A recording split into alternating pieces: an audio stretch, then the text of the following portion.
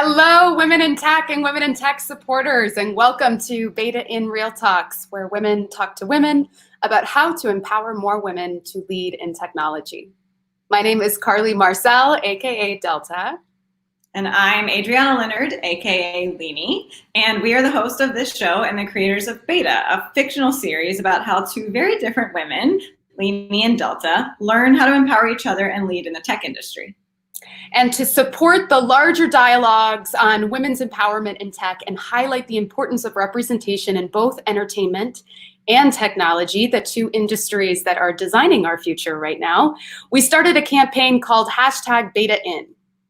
Our mission is to change the stories around who and what is worth investment in the tech industry, because we believe change starts with stories. And we also believe that we need more women leading in tech. Yes. And as part of that campaign, we partnered with the amazing Center for Creative Entrepreneurship, who is hosting the show in Chicago, to kick off this educational and fun talk show called Beta in Real Talks. In every episode, we're going to bring you amazing women in tech leaders who are going to share their stories, their perspectives, their challenges, and their journeys, and guide you through their experiences in various aspects of the tech industry. And this week, we real talk on a very, very important subject, especially in the tech industry: money. Money, that's right, money. How do we sell a vision and demonstrate that our creation or solution is worth a larger investment? And we are thrilled to bring you Angel Poo today, Vice President of Warburg Pincus, to discuss venture capital. But before we do that, we want to introduce you to our two fictional characters, Delta and Leanie, that were inspired by powerhouse women like Angel. So please enjoy the trailer for Beta the series, and we will be right back. Oh my God. I hate my job. Just tell them that. You got me fired. You got me fired. You got me fired. Are you kidding me? That's me, Leanie. This is Delta. She was my boss. Exhale.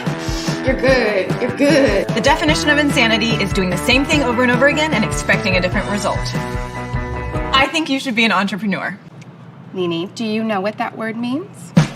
I know this is something you've always wanted. Now's the time. And the tech industry is all the rage right now. 80% of businesses fail within the first 18 months. This is gonna be so exciting.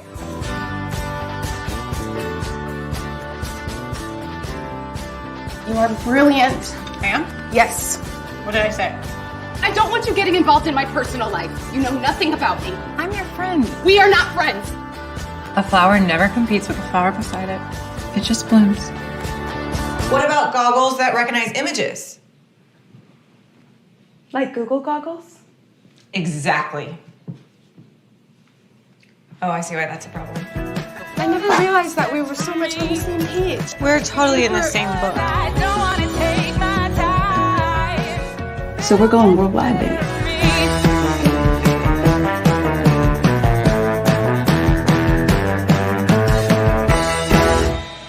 Delta, I was going to show you that we could...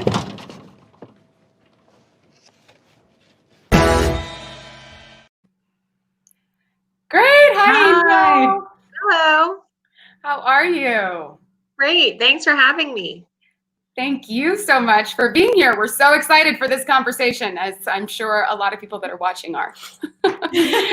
Very timely and important yes, right now. yes. Adri, do you want, actually, before we get started with introductions and everything, we just wanted to remind the audience that there will be time for questions at the end. So if you have any questions, please do put them in the chat on YouTube or on Facebook, and we will go ahead and bring those in so that Angel can answer them later. Yes, if you have a startup or considering taking venture capital or want to know more about how to work with your investors, now's the time. So write them down and we will get back to those definitely. Angel, if you don't mind, you want to go ahead and introduce yourself and tell us a little bit about your position? Sure. My name is Angel. I am based in New York, but grew up in Chicago, and I make sure to throw that in so people ultimately know that I'm a Midwest gal at heart. In my current role, I joined Warburg in 2013, and I'm involved in investing in technology businesses. And so everything from sourcing a deal to doing diligence on companies to getting involved in the portfolio companies after the whole process. And it's really, really fun to invest in tech. So it's a fun spot to be right now. Awesome. I can only imagine what you get to see come across your desk and what's happening right now to help change the world. Yeah, people have big dreams, and it's really fun to get to build it with them. That is Because you have some background also in other investment spaces as well, right? Yeah, so technology at Warburg is very broad. And so that could be anything from, so one of my major sectors, for example, is logistics.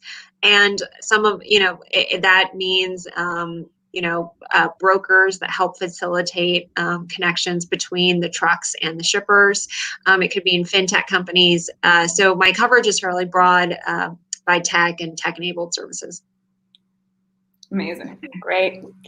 Well, before we dive into all of the juicy stories of yours, which we're very curious to hear, we would love to hear, because we are talking about kind of the relationship between entertainment and how stories impact us growing up. We would love to know what stories impacted you the most growing up when you think about what was available to you and what they told you about what women could do in leadership.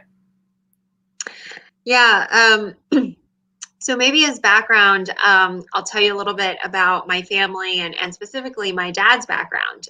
He grew up in a small farm town in rural China, in Western China.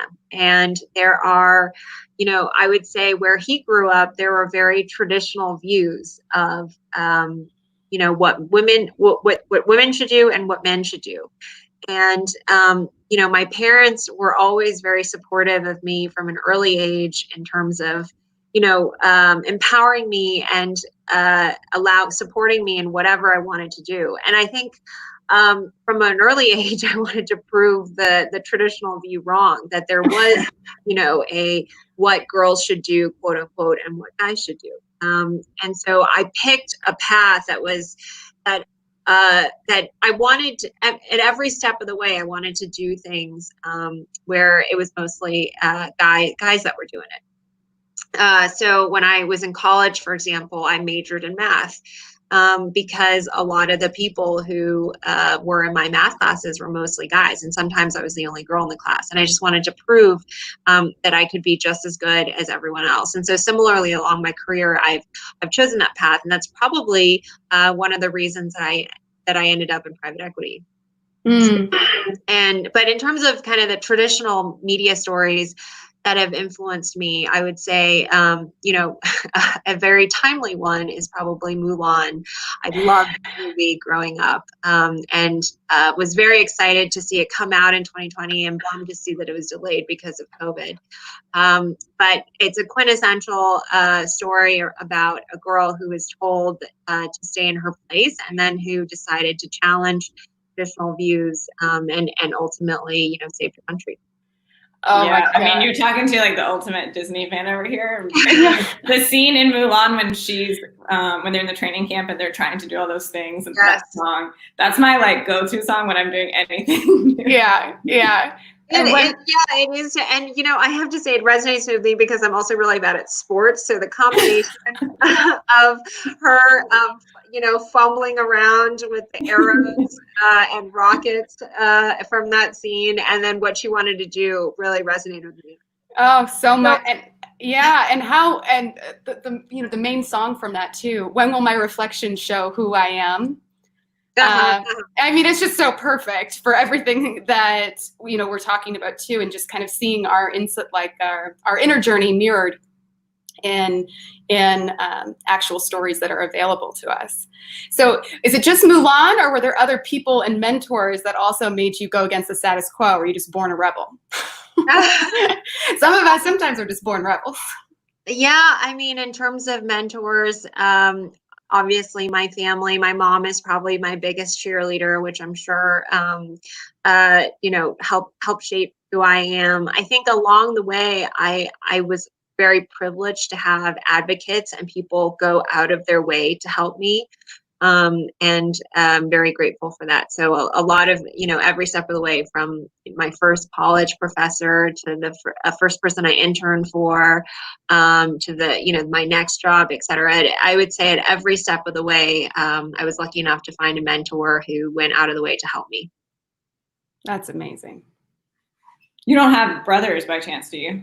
I have a little brother. He's 15 years younger than me. So he's actually, Wow. yeah, he's still actually in high school. I only ask because I grew up with all boys, something like 12 boy cousins, 2 brothers, and then like 28 extended cousins. And I always wanted to do anything. If the boys could do it, I had to prove that I could do it. And it worked to a certain age. And then there were things that I was still 5'2" and they were 6'1" and 200 pounds, and it just didn't quite play out. Right.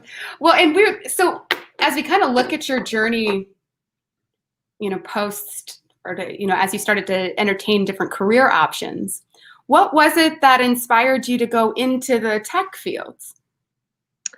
Yeah, I would say I'm a huge optimist at heart. I want to believe that people can change the world. I want to believe that people can innovate and change the traditional way that things are done. And so tech was that really appealing sector where there was a lot of change, a lot of innovation, people with big ideas. And that was what drew me to the sector. There's a lot of sectors you can invest in, industrials companies, financial services companies, but I thought the rate of change would be highest in tech. And I wanted to partner with people who had big dreams because I have big dreams and I want to help them do it. I love that. That's awesome. Yeah, I was reading Stanford put out an article that said that from 2014 to 2017, the number of women in venture capital doubled. And then 2019 was actually a record-breaking year in how many women joined partnerships, which still leaves 65% of funds without a woman. So I guess I know, I was like, 2019 record-breaking year, but we still have a 65% gap there. So I guess what do you feel is your goal what's your goal from here? Do you love, well, obviously you love your company, but what are your goals through growth in venture capital? Yeah, I love the industry, and I want to stay in the industry. I know there's not a lot of women in the industry, whether it's early stage venture capital or late stage private equity. And I think part of the challenge is it just takes time to move through the funnel. People call investing an apprenticeship business where you learn from the people ahead of you and the people learn from the people ahead of them. And that just takes time. And so the journey from when you start in the industry until when you make partner and beyond that, it just takes a long time. Our typical investment period is 7 years. Wow. We want people to have experienced multiple investments, the ups and downs, and that just takes time. So I think it's really, really encouraging to see, record high years. And I think it'll take a long time for this industry to have, equality in terms of the number of men and women. But I think people are focused on it. I certainly am, and Warburg is as well. So I'm encouraged by what people are doing.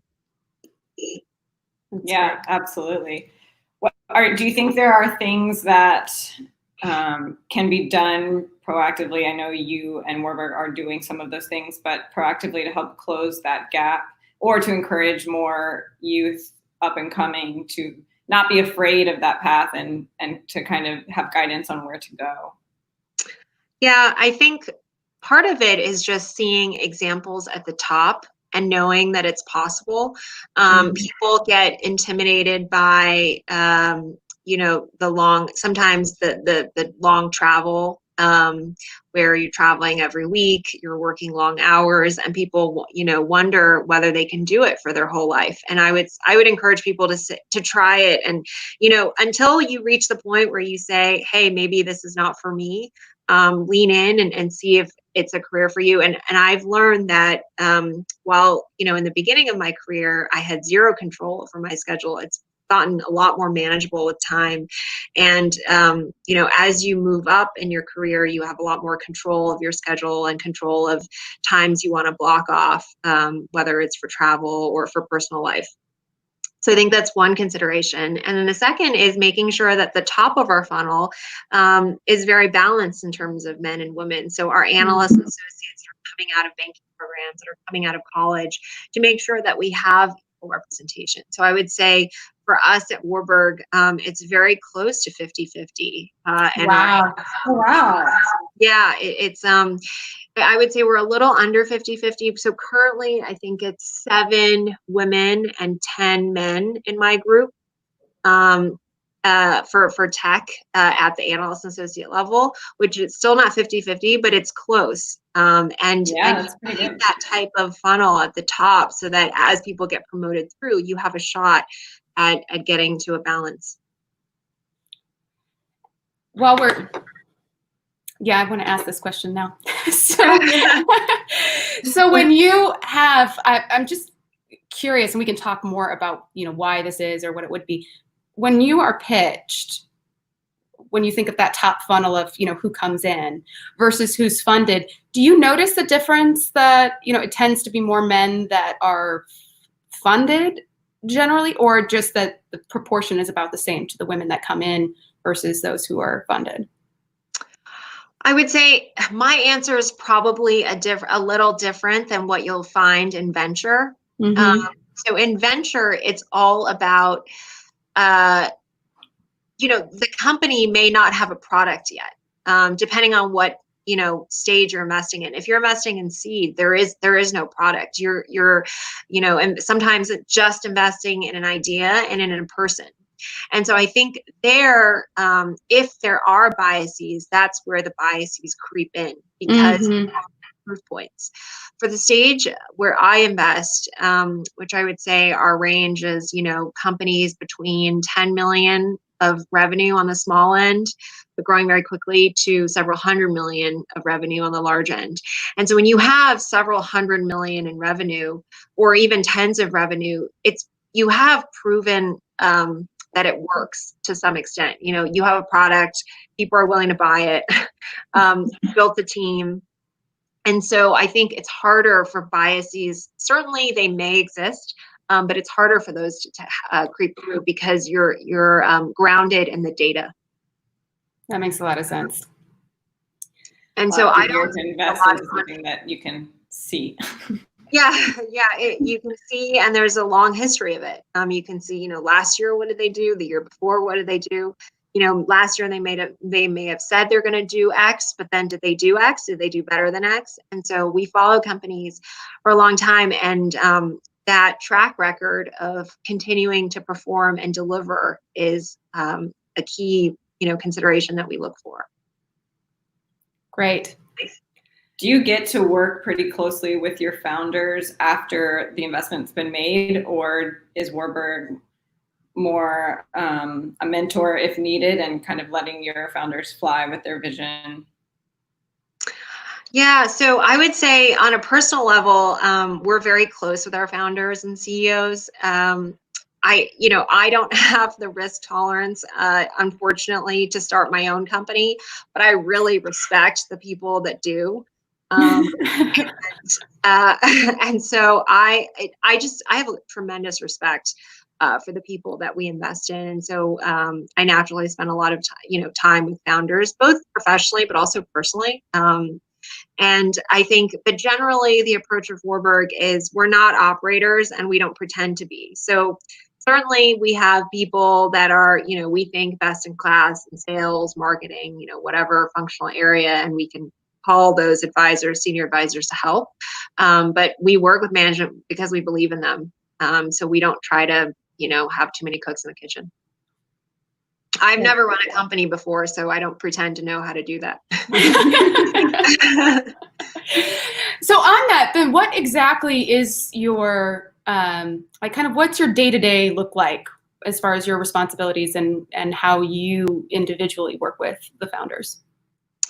Yeah, so I would say our day-to-day is typically split, some portion on new investments and some portion on our current portfolio and current investments.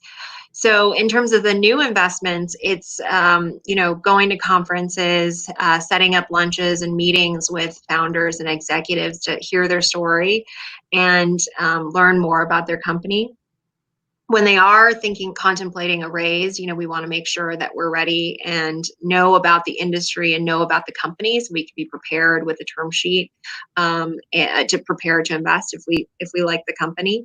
So that's kind of on the new deal side, and then on the current portfolio, it's kind of just supporting the growth of our existing companies. So sometimes they want to do an acquisition. Sometimes they're hiring, they're adding someone to the board, or they're hiring someone on the exec team, and they want a second opinion. So I help interview, I help hire, and whatever the company needs, we try to be helpful. Great. Well, it sounds like, so you have a unique experience within Warburg of having men and women at the table, but you're also in an industry that is very, I would guess, alpha dominant. Have thoughts or anything that you could speak to about being in an alpha culture and what it takes to make that successful with a lot of alphas at the table, or how you guys communicate in a way that helps you be the most productive? Yeah, I was thinking about this, and I think I would answer it two ways. One is you kind of, to say, you want to disrupt the way to be successful in this industry, whatever industry it is, you kind of have to some extent, go with the flow, whether that's alpha culture, beta culture, or any other culture. You can certainly, so for me, I actually, because while at the junior level, we have, close to parity, at the senior levels, it's nowhere close to that. And so, you have to find ways to work successfully in the existing kind of culture. And so I've gotten so used to it that I don't, if I'm the only person in a room that's female, which is, I would say, probably 90+% of my experiences, I don't even think about that anymore, because it just, I kind of just go with it. But in terms of, I would say that by being sometimes or frequently the only women in a room, you kind of stand out. People remember you. People remember your name. People, remember talking to you. And sometimes I would say that I'm able to have a different style and approach than potentially, what you're referring to as the alpha culture. So you're just more memorable. And in my role, in terms of working with entrepreneurs and founders, it's important. You want people to like you. You want people to want to work with you. And so being able to stand out in a way that's different from the status quo actually helps me with my job. That's really inspiring and exciting to hear. Yeah, when I first got into this job, sitting at board meetings or management meetings, I used to notice, hey, I'm the only person here. And I used to be intimidated to speak to some extent, because I felt not only was I different, I was also younger than everyone else. But over time, I found more of my voice, and I found that I can use that as a way to differentiate and get ahead. That's great. Yeah. It's interesting when we come into that power and that confidence, because early on, or if you don't hold that confidence, it can feel very much like stripping away the things that make us who we are to try to defeminize or fit into the room, which you're exactly right, would make you less memorable. You just become one of the table versus, someone that stands out and can be remembered. Yeah, it took me a while to find my voice again. I was lucky. I went to Stanford for business school, and I took a bunch of classes. I took, embarrassingly, I took 2 acting classes. And when I learned from those classes, I shouldn't act. Down it's really hard. It's really, really hard. And I could never remember the lines. I would just constantly be calling out line, and it just ruined the whole story. So I took acting classes, I took public speaking classes, I took there was this class that kind of told you, different postures and stances for you to feel more powerful and feel more presence in the room to help you get that confidence. So I probably took 8 to 10 different classes while I was at Stanford, and it helped me find my voice again and be comfortable standing up. That's great. Acting can do that. It'll force you into that. Classes are real, you know? And I have to rub my energy up and get my. Yeah, I mean, I have so much respect for the actors. I couldn't. It wasn't even only that I couldn't express the emotions that were meant to be expressed. I couldn't even remember the lines. 101, and it's really hard. You have a lot going on in your head at the same time. So, a lot of respect for people who can. Well, thanks. Got a lot of respect for people that can do the things that you do on a regular basis. I was gonna say I took economics. And yeah, and I was like, what?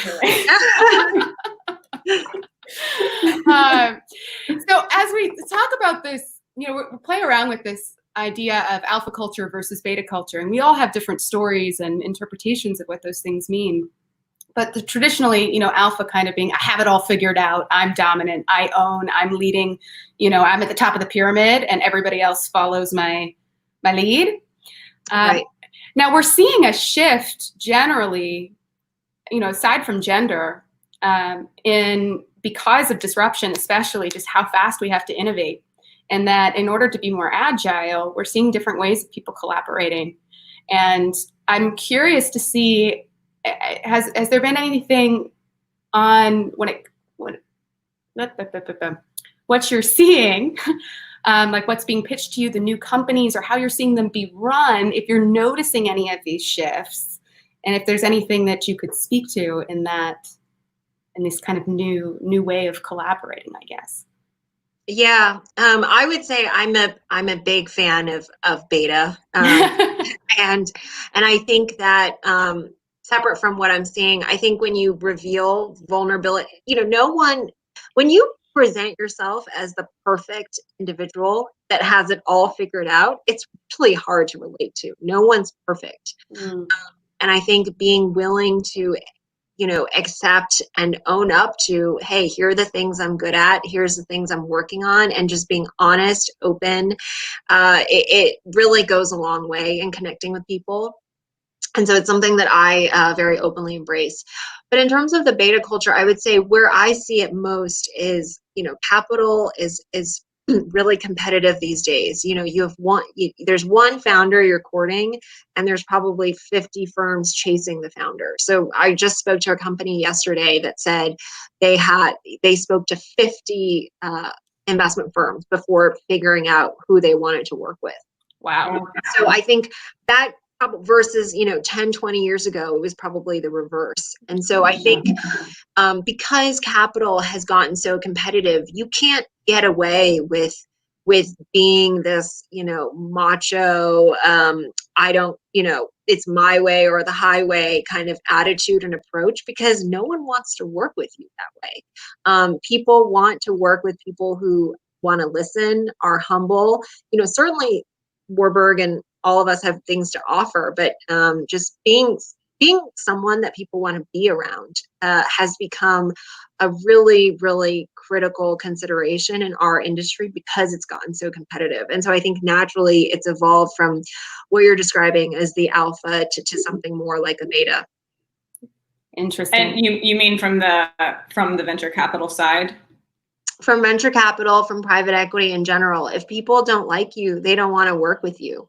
Yeah. And it's not, and to get deals done, you need people to like you and want to, because these are long-term partnerships. Working with someone for 5 to 7 years, you don't want to work with a jerk. Yeah. It's like a mini marriage. Yeah, it's like a mini marriage. Yeah. But I always joke with my boyfriend. I'm like, I think there's a lot of us in this relationship.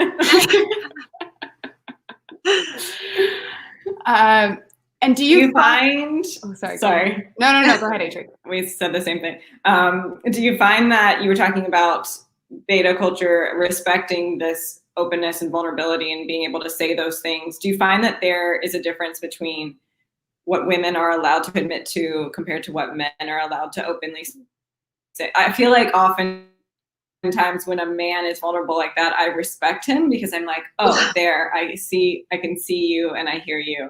And Right. sometimes when women say that, it can be perceived as weakness. Yeah. Yeah. So I'm curious if you have any experience with seeing that, or if it's shifting. Mm-hmm.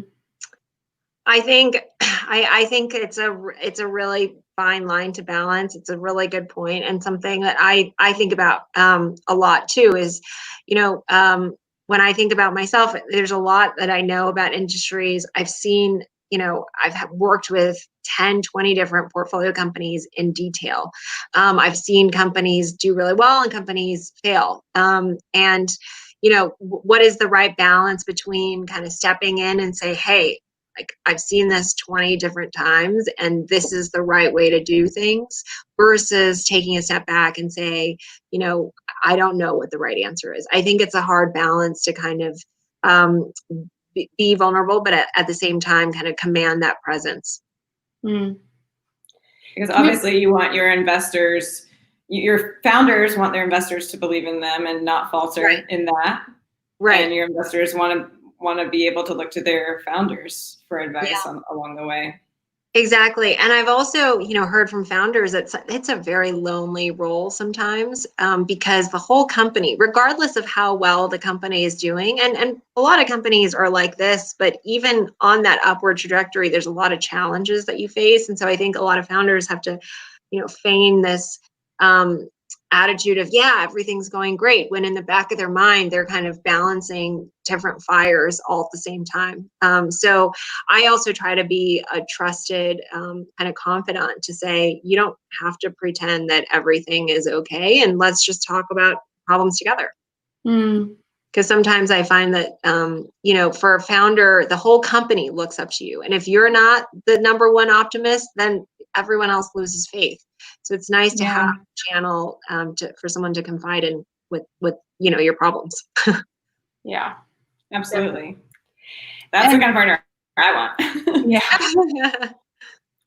And do you have any, so when it comes to pitches, we'll just go ahead and dive, because I'm sure everybody's curious and we're all thinking, what, as we talk about this line between, having a strength and vision and having, well, just for simplicity, we'll call it this kind of alpha, I got my shit figured out kind of thing. And then having that vulnerability as well, knowing that things are constantly shifting, that nobody has all the answers all the time, and needing, when you look at founders, what is a story, or what's is there a particular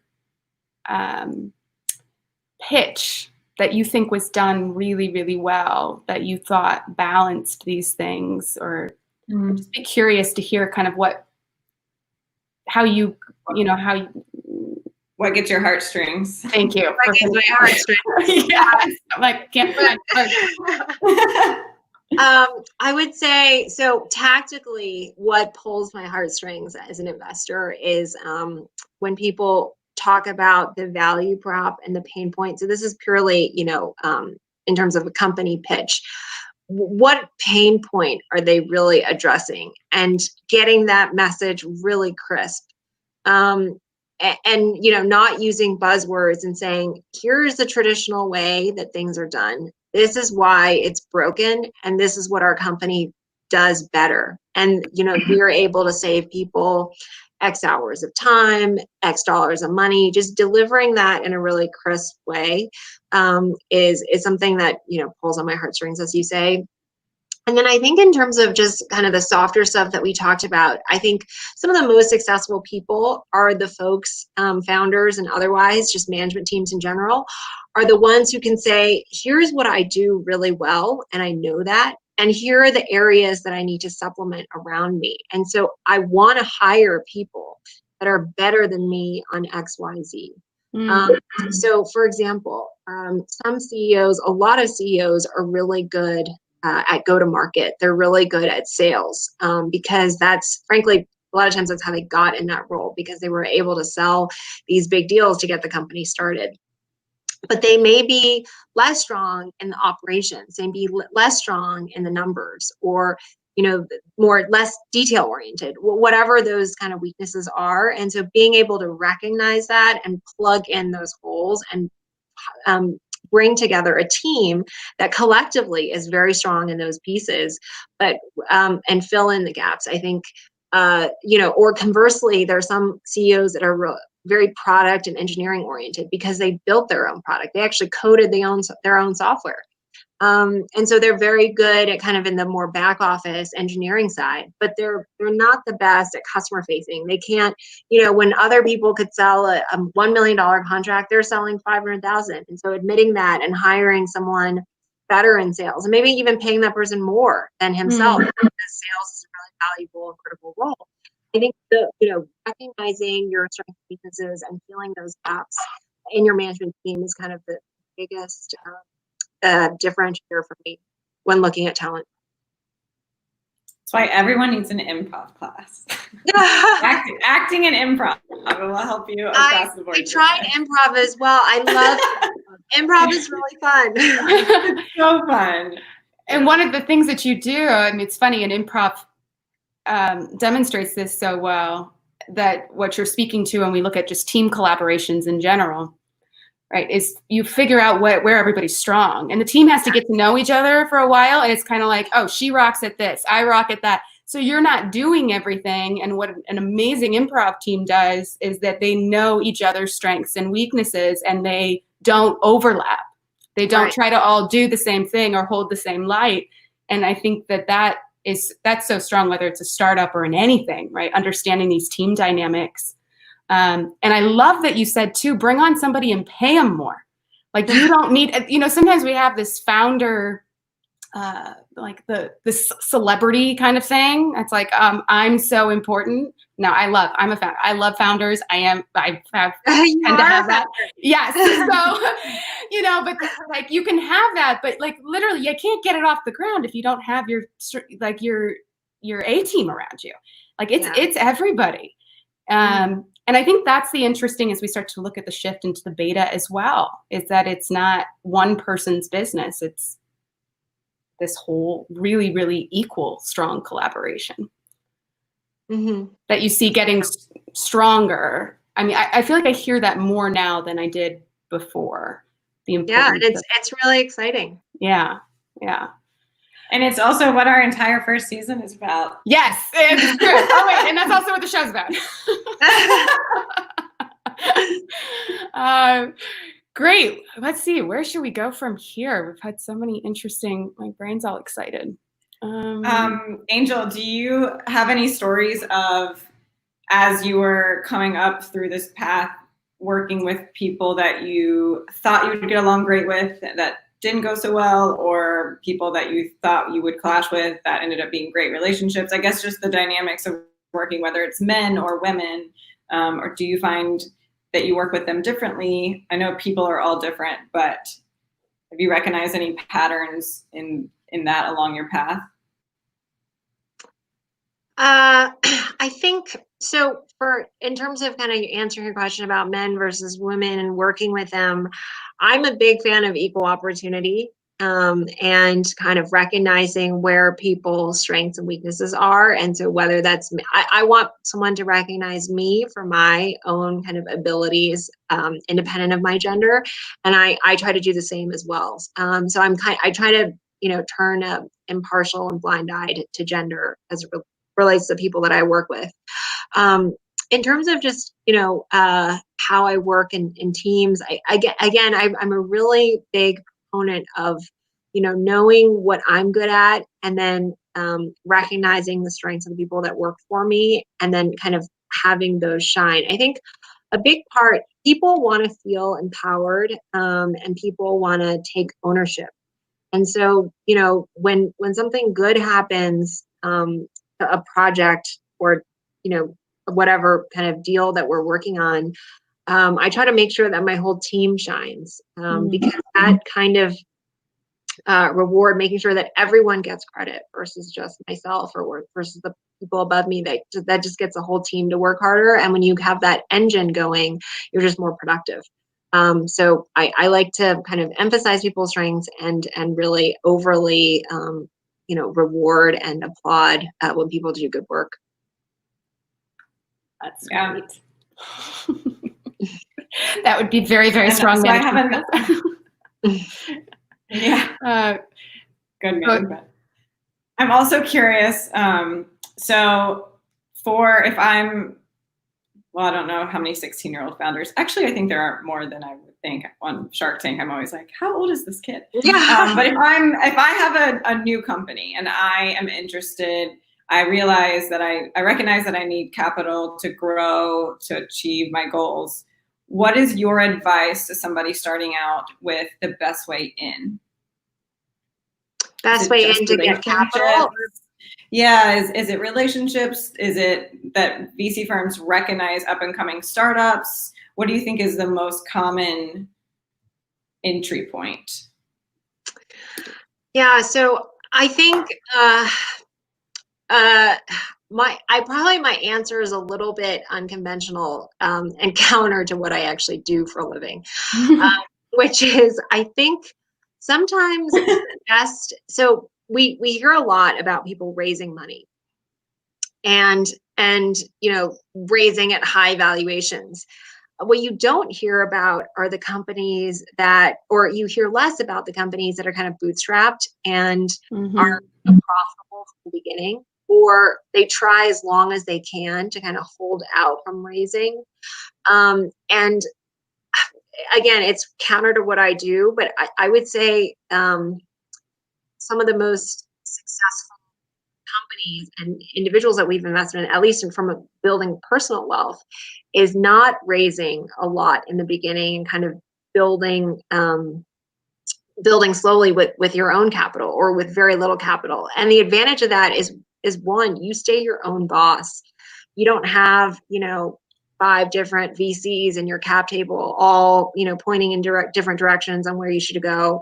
There's kind of no pressure to grow at a certain rate and kind of make unnatural decisions. And so taking control of your company for as long as you can, I think is it's rare these days because all people talk about is raising money and venture, et cetera. But wouldn't it be nice to just be your own boss for a little bit longer?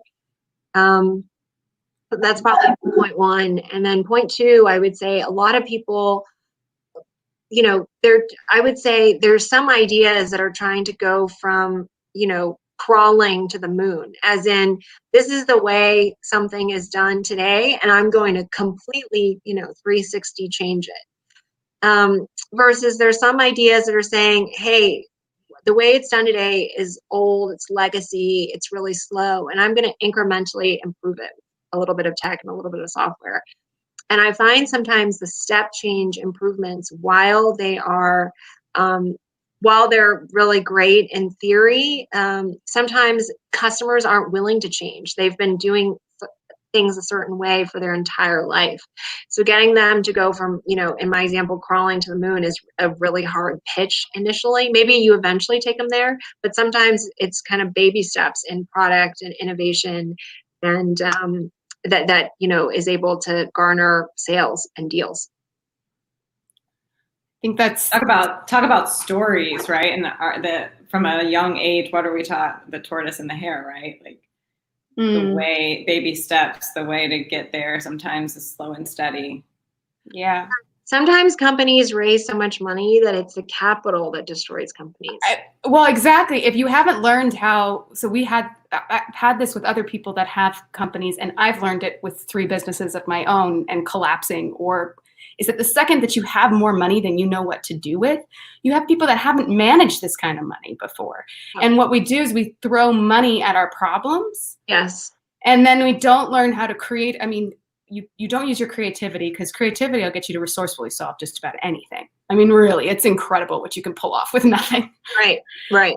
And so if you can build that foundation, I think that's such a powerful, advice right now, because there is this obsession with venture and thinking that money is the solution. Right. But It is. I think the other problem is, their unit economics. This is a little bit past seed. It's kind of to the venture B, C stage is really important. You can get sales if you're willing to lose money on that sale. So as in, if the lifetime value of your customer is, call it $100, but you spend $150 trying to land them, whether it's through sales, marketing, whatever promotions you're doing, that is, your revenue will grow, but that does not create long-term value for your company. So I agree with you that sometimes capital can kind of too much capital can cover up the blemishes, versus if you didn't have enough, you might realize, hey, this isn't working, so let me try something else. Exactly. Or build organically too. When I work with people on their marketing and sales, and they want to go straight to ads. And I'm like, don't. You just started. Like, this is just works basic sales strategy first. Get those first things and build organically.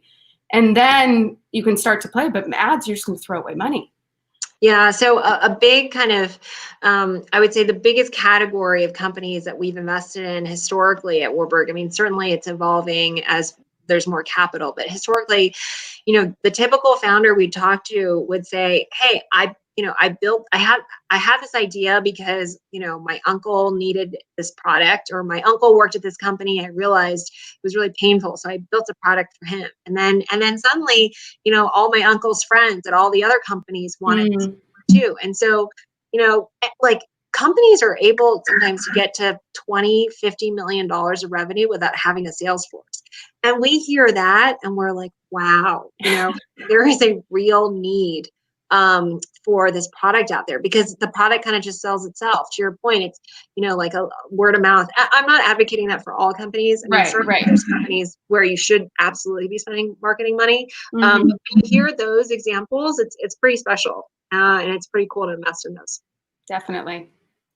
I'm also learning from watching founders in my life in the tech space and also across industries. And sometimes people have such big ideas and it's so exciting, and it kind of is that crawling to the moon. But when you try to explain it to people, it's really hard to get specific and put it in words. And you lose people along the way because they're like, yeah, I kind of see what you're saying. And just, so I think the importance of being able to be specific and really, really form your idea into something that you can summarize, or as we say in film, give us your elevator pitch, Your elevator pitch, yes. Important. Yeah. Easier said than done, those elevator pitches. I've got 20 of them. All right, let's see here. It's been such a fun conversation. We're going so many great directions. If there's anything else that we really want to touch on about women's empowerment, Adri, anything that you see that you want to address? I think we've done a pretty good job at covering our bases here, and then some. I know. We do have one or two questions from our audience if we want to bring those in. Great. Angel, you've mentioned having taken the risk in taking an acting class, including improv. Have you ever had a desire to invest in a TV show, film, or entertainment-based opportunity? We know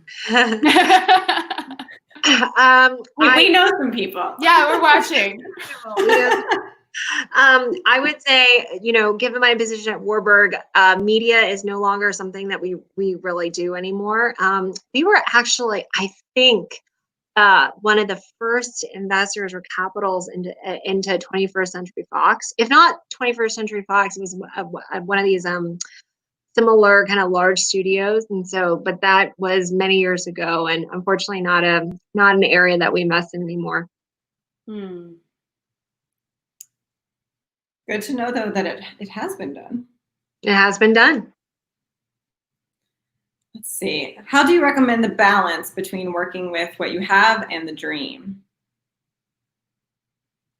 I don't know if I'm the right person to answer that question, because I'm usually too optimistic. I'm like your character, Leanie, where I dream big and believe a lot. I think, at least in my role, I'm lucky because my natural demeanor is to kind of be more optimistic, but luckily we're grounded in the data that we have on companies. And so I think there's an element of just, looking at the data and the reality and balancing that with, what you want to accomplish and your dream. Sometimes there is a disconnect between what people want to do and what the reality is, certainly. Oh, yeah. Yeah. See, and what advice would you give I young think women? finally here. Oh, am I delayed? No, we got you. Oh, sorry, I heard something. Okay, what advice would you give to young women entering VC and PE? Two things. I would say one, lean in. Don't be intimidated by, whatever it is, whether it's kind of the hours, the travel, the kind of the male dominated field. Just try it out. You might find that you're really good at it, and you might find that you really like it. That was the case in my case. I didn't really know what to expect. I don't come from a family that works in finance or works in investing. I was just curious, kind of stumbled along, ended up in this job, and found that I really like it. And it's, I want to do it for the rest of my life. The second thing I would say is find mentors along the way, whether they are male or female. It's a hard, but frankly, in investing or elsewhere, you need to find advocates along your career that are willing to go above and beyond to help you. And sometimes it's the difference between that extra voice in the room that says, hey, we should give this person a shot, versus someone staying quiet. And that's the difference between, one trajectory versus another. So that's one thing that I've focused on in my career for myself, in finding mentors and advocates, and then serving as a mentor for the people that work for me, because I know how important it is for people's careers. Amazing. Yeah. Well, we certainly covered a lot, but is there any final plug or ask of the world or anything you'd like to leave us with before we wrap up here? Yeah, I would say investing is really fun. It's awesome. My day-to-day is working with and meeting founders who have big dreams, and having capital and resources to help them get there. It's really, really fun and empowering and challenging. I think it's one of the best jobs in the world. I feel really lucky to be in the industry. Working with founders is a dream for me, and I would encourage people who are skeptical to kind of try it out, talk to more people in the industry, see what you learn, and see if it's a good fit for you. Well, your founders are certainly lucky to have you. Yeah, really.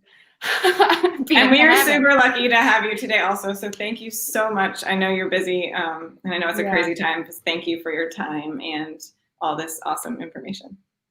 Thank you for having me. This was really fun. Yes, thank you. And enjoy Montana and avoid the bears. Or see them, I guess. Yes. Good luck, and we'll talk to you soon then. Okay, great. Thanks, Angel. All right, thank you. Yeah. Bye. Great. Okay. All right. That was Angel Poo with Warburg Pincus. I'm Adriana Leonard, actor, producer, and founder of Peanut Productions. You can find everything about me at www.adrianaleonard.com. And I am Carly Marcel, founder, speaker, and artist. You can learn more about me at carlymarcel.com. And this is the Beta In Real Talks, where part of our Beta In campaign, which you can follow at betatheseries.com. Thank you all, and we will see you next time. This episode is made possible by the Center for Creative Entrepreneurship and 2112 Incubator, Project 44, Peanut Productions, and the Macho Team Network. Thank you. Thanks, everyone. Bye.